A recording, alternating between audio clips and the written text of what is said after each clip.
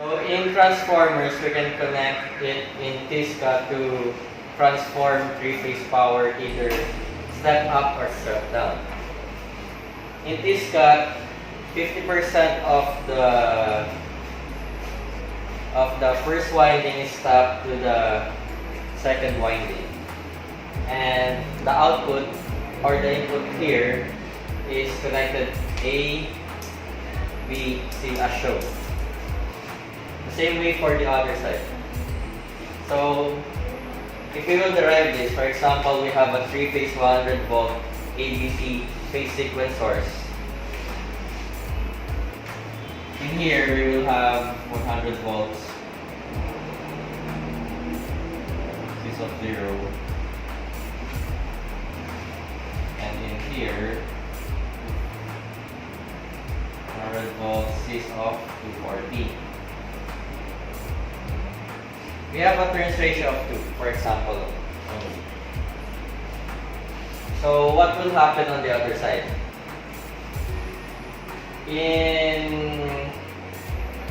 For this coil and this coil, it's just a simple transformer.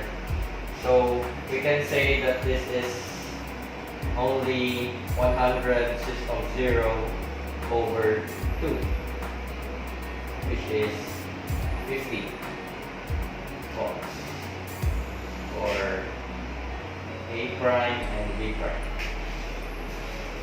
For this part, it's a bit tricky. First, we need to know mali pala. Ano ba? Ito yung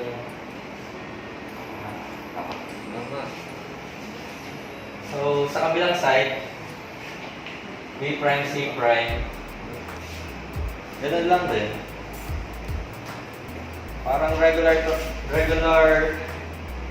transformer lang, since parehas lang yung turns ratio sa primary side and sa secondary side. So this will just be 100 of 240 divided by 2 as our turns ratio, which is 50 of 240 volts.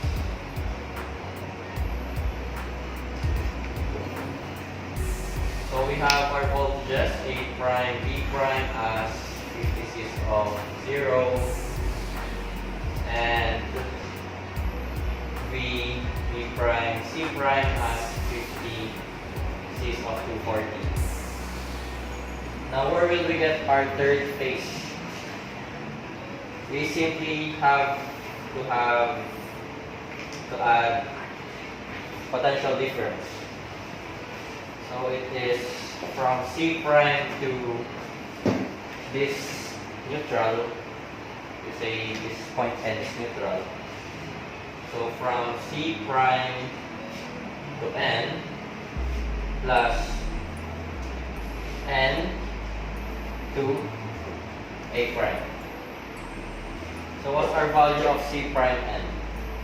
We know that N to C prime is this whole voltage here, but we need to invert it, so the reading is inverted, so negative 50 is of 240, and our the voltage of A prime to B prime is 56 of 0, but we only need the half of it, so it's 25. But because our reading is from N to A prime, it's a negative reading, minus 25, half of 50, negative. So what's our value here? Of course, it's supposed to be 50 cis of 120. So we have our three phases as shown. So that is this connection. So this is an open delta connection, and hanapin namin yung secondary voltage. To find that, we must first know the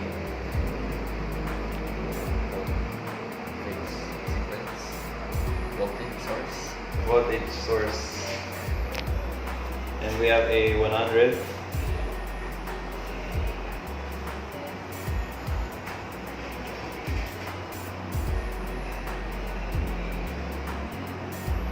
since we know the formula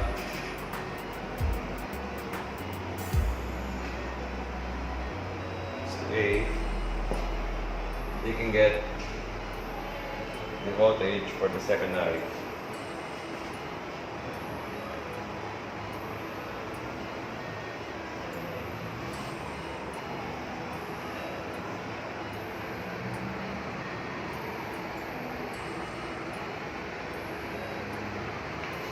Just equals to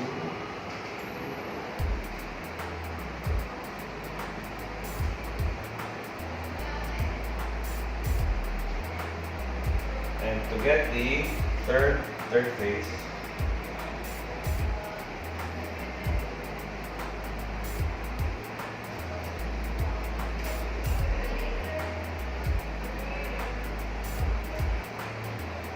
which is BC prime B prime is equals to 50 of 60, which we get kasi baliktad yung reading, so mag-add or minus ka ng 180 kung baliktad yung reading, plus 56 of 180 and ano yung may calculator. Ano yan? 56 of 120. Wala. Yan na yan. Matic na yan.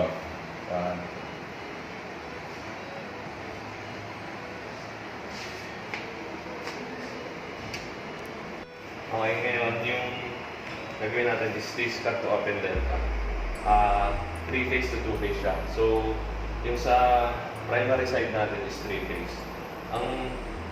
Itong part na to, PAB, ano lang siya, magbabago lang yung secondary side based on the ratio of transformation. And yung BBC naman is magbabago din gamit yung ratio of transformation. Ang hinahanap lang sa part na to is yung pangatlong phase, which is B and C. Ito yung magiging equation natin. Yung sinabi ko nga, ganun pa rin siya, walang magbabago. Naka-base pa rin sa 3-phase. Then hanapin na lang yung BBN. Pag binaliktad natin yung subscript, B and B, ang ibig sabihin na magiging negative yung whole na term. Yan, pag 100 cis of 240 minus negative 50 cis of 0 is equal to B and C. B and C na lalabas pag dinet sa calc is 86.6 cis of negative 90. Totoo siya kasi ang phase cut to open delta is 3-phase to 2-phase. So, pagdating sa secondary side, magiging 2-phase na lang yung 3-phase na input natin. Dito naman sa secondary winding, tulad nga sinabi ko kanina, itong part na to, BAB, magiging BA prime B prime, naka-base lang sa ratio of transformation. Di-divide lang sa 2. Magiging 50 cis of 0. Itong part naman na to, nanggaling siya dito. Yung B prime, C prime, ito siya. Ito.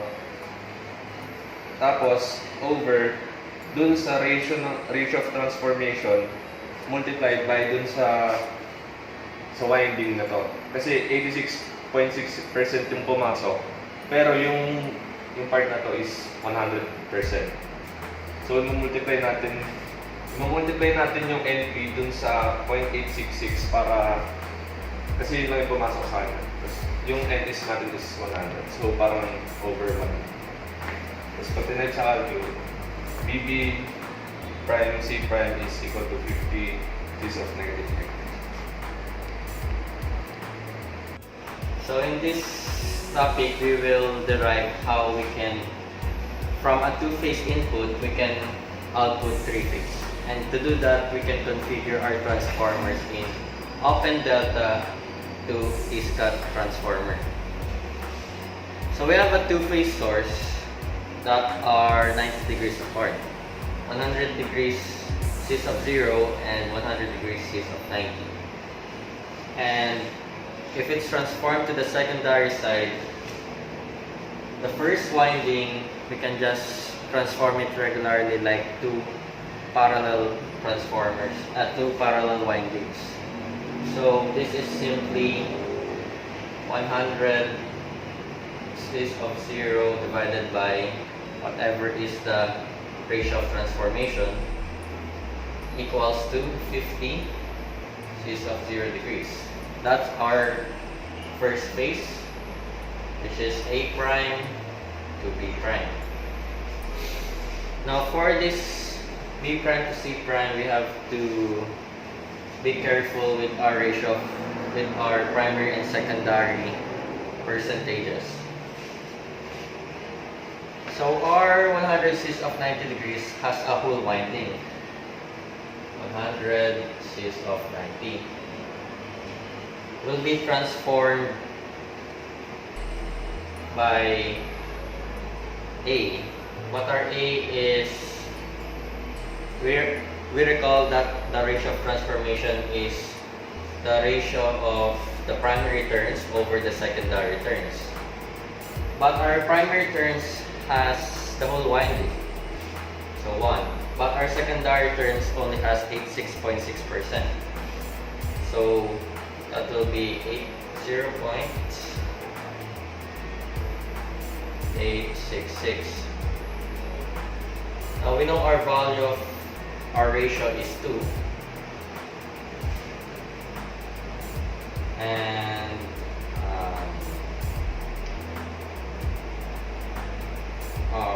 tama. That will be the value for this whole winding here, which is N to V. This is our neutral, for example, point. Vn to ano po ito? Sabihin na lang natin capital C. VNC. But what we're looking for is B prime to C prime. What ito yung sasabi ko? Paano magiging 240 ito? Ay, mali. V and to C prime pala to. Itong value ito. Pero ang kailangan natin is from B prime to C prime. This. So calculate the value of Vn and to C prime is, that's 100 cis of 90 times all over 2 times 1 over 0.866. That will be 43.3 cis of 90 volts. Now, what we need is the value of Vb prime to C prime. So let's derive that. Vb prime C prime is equals to V, this part, plus this part, which is NC prime. Ganun. Vb to C prime, which is V B prime to N plus N C prime. We already have our value of V and N to C prime. So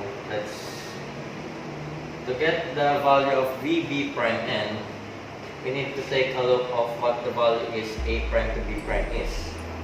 Anong kalahati nun? So 50 divided by 2 is ito lang yan. Pero ang reading natin is pababa from below, pataas. Kaya magiging negative yung reading natin. So that will be negative of V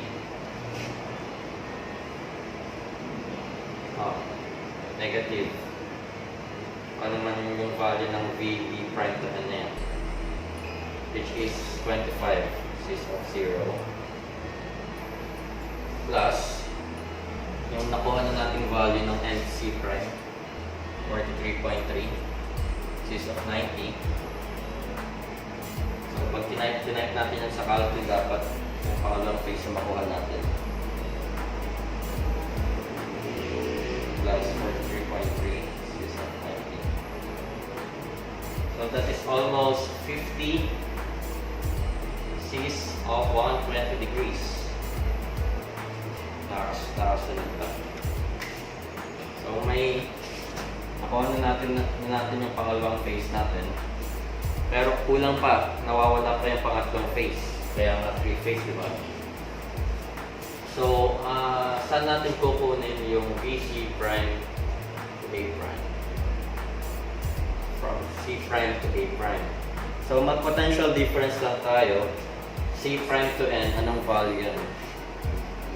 C prime to N. Thus, from N to A prime. Thus, N to A prime. So, anong value ng C prime to N natin? Parang baliktad lang ng N to C prime natin. So, negative nung 43.3 cis of 90 plus N to A prime is baliktad lang ng value ng A prime to N, which is negative ng kalahati nung 50, which is 25 cis of 0. So pag tinype natin sa calculus, dapat makalabas na natin yung pangatlong phase natin. Minus 25 cis of 0, which is 50 cis of 240 degrees. So yun, napalabas na natin yung tatlong phases natin, which is 3A prime B prime, 3B prime C prime, eto, at VC prime A prime.